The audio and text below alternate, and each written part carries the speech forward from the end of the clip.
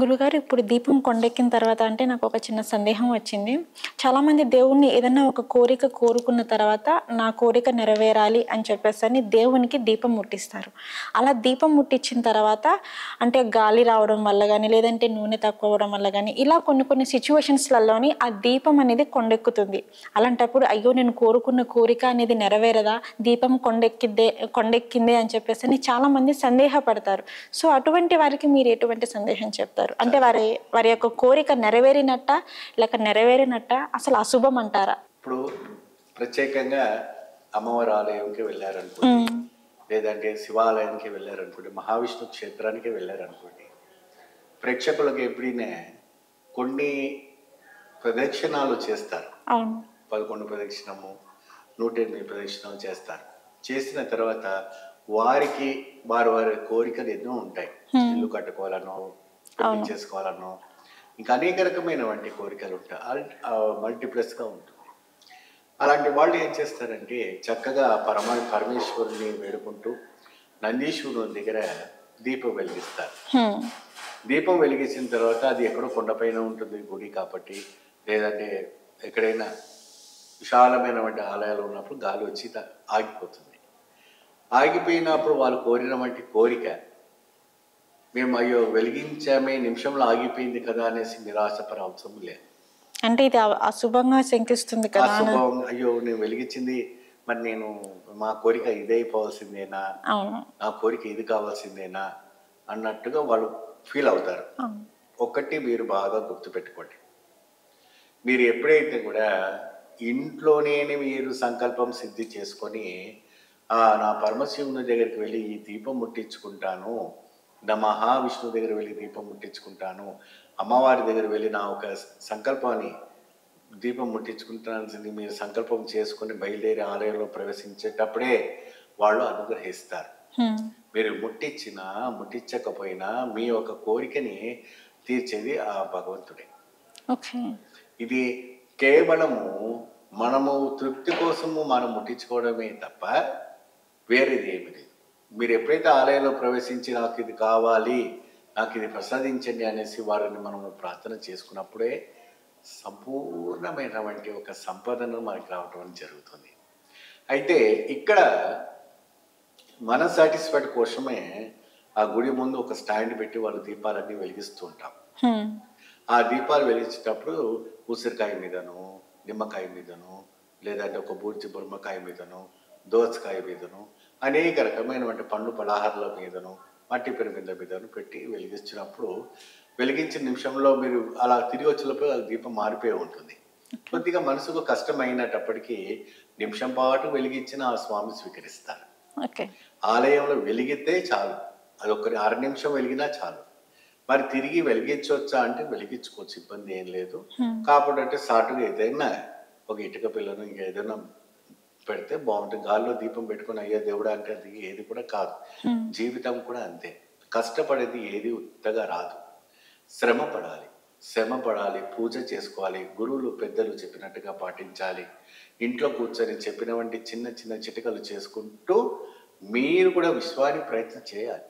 ఉద్యోగానికి విషయాల్లో కావచ్చు, అనేక రకమైనటువంటి దాంట్లో కావచ్చు, ప్రతిరోజు కూడాను జాతకాల పైన కానీ, నక్షత్రాల పైన కానీ, తిథుల పైన కానీ, అవిట్లపైన ధ్యాస విశ్వాసం పెట్టుకుంటూ వారి యొక్క ఆశ్రయం తీసుకుంటూ భగవంతుడు ఆశ్వాసం చేసుకుంటూ మీ యొక్క కర్తవ్యం కూడా నిర్ధారణ చేసుకుంటే స్వామివారు కూడా మీకు తోడ్పాటుగా ఉంటారు. ఏమ్మా, ఇప్పుడు 5,000 కలుసుకొని మనం భోజనం చేస్తేనే మన కడుపులోకి వెళ్తుంది. కనీసం మనం ఎదురుగా పెట్టుకుని భగవంతుడా నాకు ఈ అన్నం లోపలికి పోవాలంటే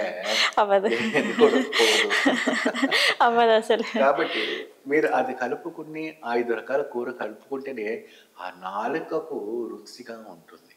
అంతే కదమ్మా.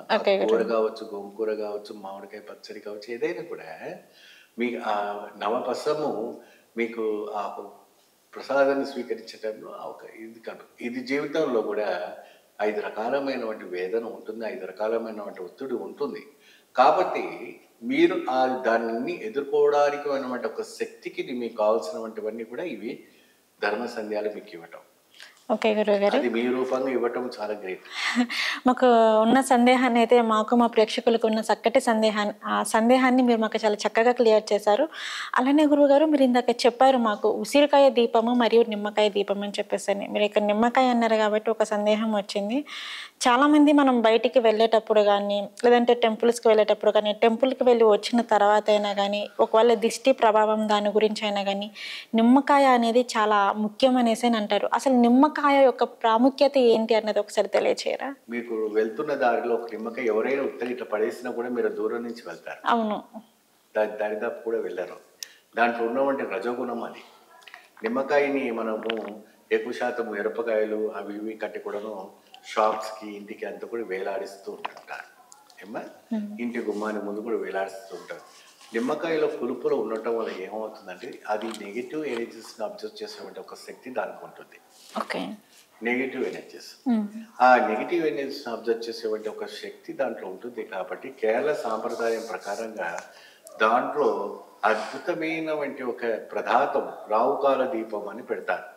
రావుకాల దీపం ఎప్పుడు పెడతారు? మంగళవారము, శుక్రవారము, ఆదివారంన విశేషంగా దాన్ని ఒక దుప్పలాగా చేసి నువ్వులు ఉన్న పెట్టి ఆ అమ్మవారికి శ్రీచక్రముతో ముగ్గు వేసి చక్కగా ఆ అమ్మవారికి నిమ్మకాయ దీపారాధన చేస్తారు. ఈ నిమ్మకాయ దీపారాధన చేయటం వల్ల అద్భుతమైనటువంటి ఒక యోగం, అద్భుతమైనటువంటి ఒక విశేషమైనటువంటి ఇది.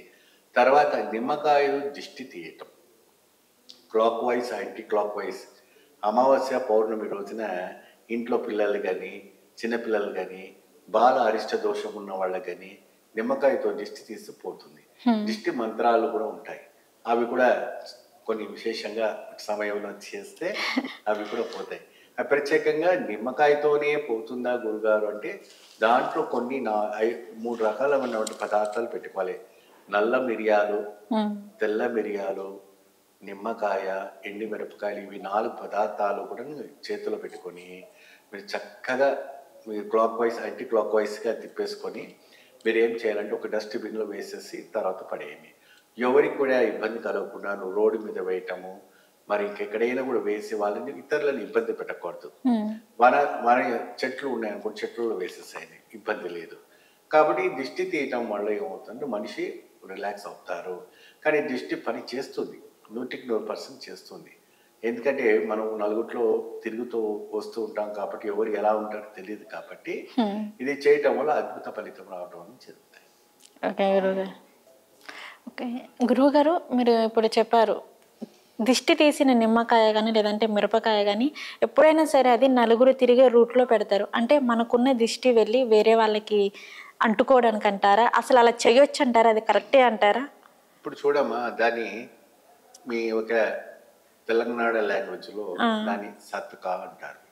సత్కా అంటే ఎప్పుడు అంటే ఎరుపు, పసుపు, నలుపు 5 రకాలమైనటువంటి అన్నంని కలుపుకొని ఒక ఇస్తరాకు కానీ ఒక చాటలో చేస్తారు. అవును.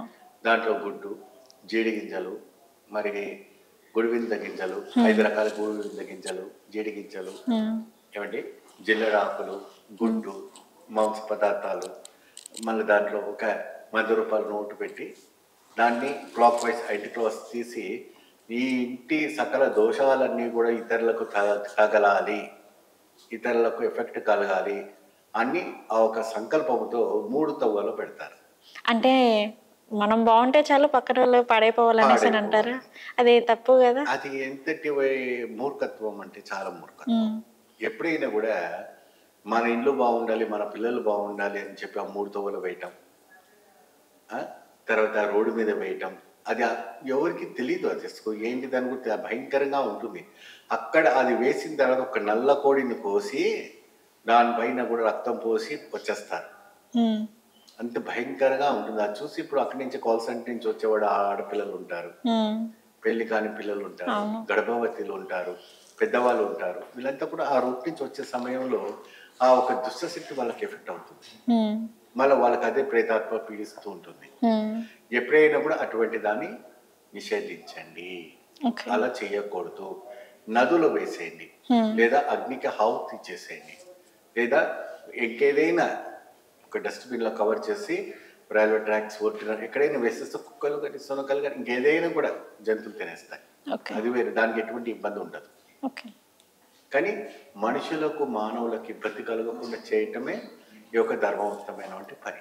అవును అవును గురువు గారు, మీరు చెప్పారు ఇప్పుడు నిమ్మకాయ, ఉప్పు, మిరపకాయలు ఇలా 5 రకాలని చెప్పారు. ఇందాక వీడియోలో కూడా మాకు చెప్పారు, మనం దీపం పెట్టేటప్పుడు ఖచ్చితంగా 5 రకాల నూనెలతోనే దీపం పెట్టాలి అని చెప్పేసి, వేప నూనె, ఇప్ప నూనె, ఆవు నూనె ఇట్లా అని చెప్పేసి మాకు ఒక 5 రకాల నూనెలు చెప్పారు. అసలు ఆ 5 రకాల నూనెలకు ఉన్న ప్రత్యేకత ఏమిటి అంటారు? 5 రకాల నూనెలు పెట్టి ఎందుకు దీపం అంటించాలి అంటారు? ఇప్పుడు 5 రకాలైనటువంటి దీపం ఏదైతే కూడా మనం చేస్తున్నామో ఆ 5 రకంలో లక్ష్మి, సరస్వతి, దుర్గా, చండి, చాముండి, ఈ 5 శక్తులు దాంట్లో ఉంటాయి. నూనె అనేటప్పటికీ ఏంటంటే మన ఒక ఆత్మ, ఆ ఆత్మని మన జ్యోతిగా మనం వెలిగిస్తాం. ఆ జ్యోతిని ఆ శరీరంలో ఉన్నటువంటి ఒక కర్మని ఆవు నెయ్యిగా మనం పోస్తాం. ఆ కర్మలో ఆవు నెయ్యిగా మనం పోవాలంటే ఆ కర్మదోష నివర్తన 24 గంటల పాటుగా ఇటువంటి తిథి సమయంలో చేస్తే సకల దోష నివర్తన అవుతుంది. ఓకే గురువుగారు, మీరు ఇప్పుడు గర్భిణీలు అనేసి చెప్పారు ఇందాక వీడియోలో. మీరు మాకు గర్భిణీలు అనేసి చిన్నగా చెప్పారనమాట. మనకి వచ్చే అమావాస్య రోజు గర్భిణీల పైన ఎటువంటి ఎఫెక్ట్ చూపిస్తుంది అంటారు? నార్మల్ గా ఉంటుంది, పెద్దగా ఇది ఉండదు, జాగ్రత్తగా ఉంటే సరిపోతుంది. గర్భిణులకి ఏంటంటే అమ్మా, ఎప్పుడైతే కూడా పిండం ప్రధానంలో ఉన్నప్పుడు ఎప్పుడు భగవత్తుని ధ్యానము, భగవతి ఒక భాగవతము, భగవద్గీత వినటము, లేదా విష్ణు పారాయణము, లలిత పారాయణం, కనక పారాయణం చేస్తూ ఉండాలి. ఒకవేళ మీకు చదవడం రాకపోతే మీ చెవులో పెట్టుకొని వింటుంటే లోపల ఉన్నటువంటి పిండానికి స్పిరిచువల్ పవర్స్ రావటం అనేది జరుగుతుంటాయి. ఆ స్పిరిచువల్ పవర్స్ రావటం వల్ల ఆ పిల్లవాడు, ఆ బాలిక ఎవరైతే కడుపులో ఉన్నామో మహాజ్ఞాని కావటం అనేది జరుగుతుంది. మహాజ్ఞాని అంటే ఓ తపస్సుడో ఒక తపస్వి అని కాదు, ఉత్తమైనటువంటి ఒక నాలెడ్జ్, దైవిక్యమైనటువంటి ఒక పవర్స్.